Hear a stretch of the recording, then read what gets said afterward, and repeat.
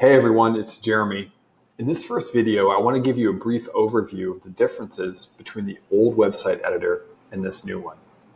Most of the things are pretty much the same, but they're found in different places and they have slightly different terms associated with them.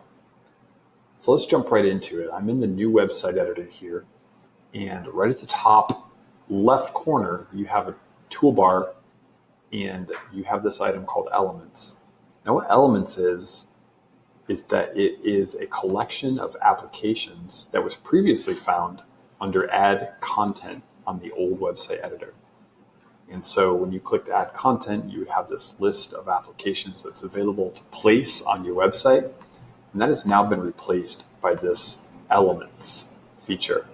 And so you'll find all of those applications under these little submenus. Now there are some new ones here that weren't available before, and you'll find most of those here under Container Elements, where you have some column options as well as a number of other different container features. And so you might want to check those out. Be sure to take advantage of those that can really help when you're adding content to any of your pages.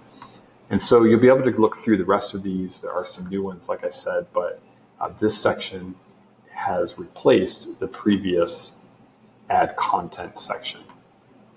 So if we move down, we'll find two more buttons here, My Add-ons and Add-ons.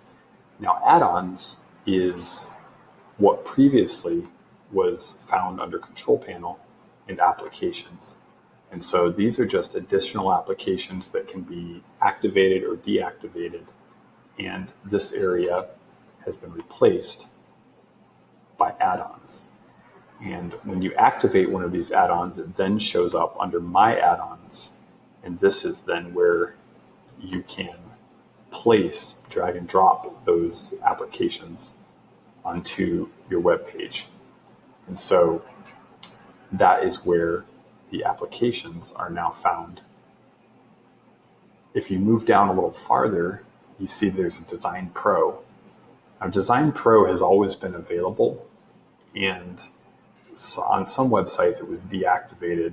It's available now on most all of these websites, but I will put a warning out there that it's an advanced editor, and honestly, you should probably stay away from it because it's pretty easy to break something when you're in that Design Pro editor. So I would be very cautious with that. And in most cases, you'll just want to avoid it. The fifth item on the list here is Pages. Now, Pages was previously called Page Manager. So you would have found that over under Control Panel, Manage Pages. That has been replaced by this Page Manager. And so you'll be able to search for a certain page. You can publish a page here, add it to a folder, duplicate it, set it as your home page. A lot of the same, most all of the same features that were available in the previous Page Manager have now been moved to this section called Pages. And so you can easily navigate to a different page just by clicking on it here in the Pages section. And then you can just close this pop-out by clicking the double arrow button down here, or simply by clicking out here somewhere in empty space on the web page. And so if we move down a little further, we're going to see that there are also site settings, and that was previously found here under Control Panel and site properties. And so that has been replaced by this site settings. And then My Account is found here. Then there's also Help, and there's Log Out. So this is the main toolbar. And again, you can expand and collapse it here with this arrow. And so that's basically what you have here with the toolbar.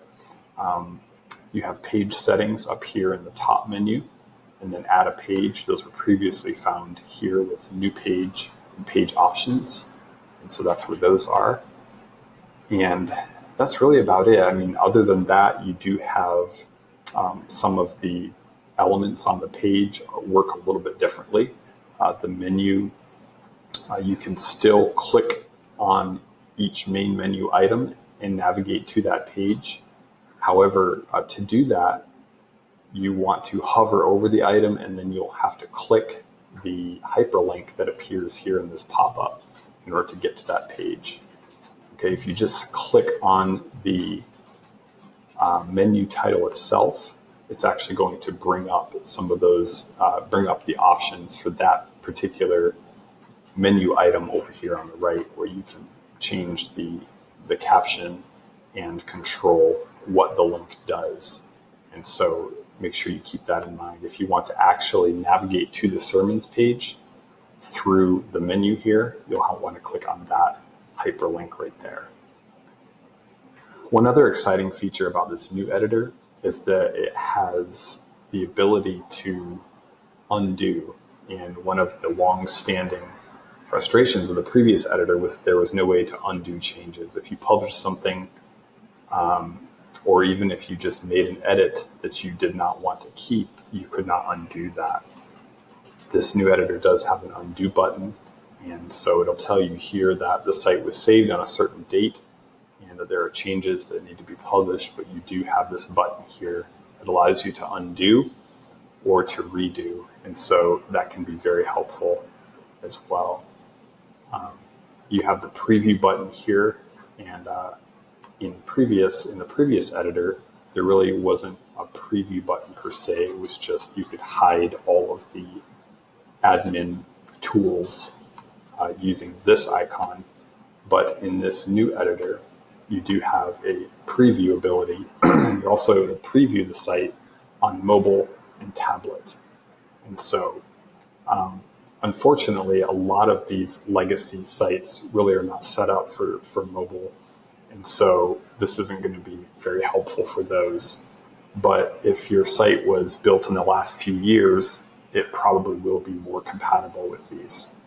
So that's what you have there as far as the preview goes. And then you are able to publish the entire site or just the current page with this publish button here. So there's a lot more to go over, but this is just an overview video. If you want to know how to perform specific actions with this new editor, be sure to watch through some of the videos that will be coming up next. So thanks for tuning in. As always, if you have any questions or I can help you in any way, please reach out to me. My name is Jeremy, and you can reach me support@spirelight.com. Thanks so much.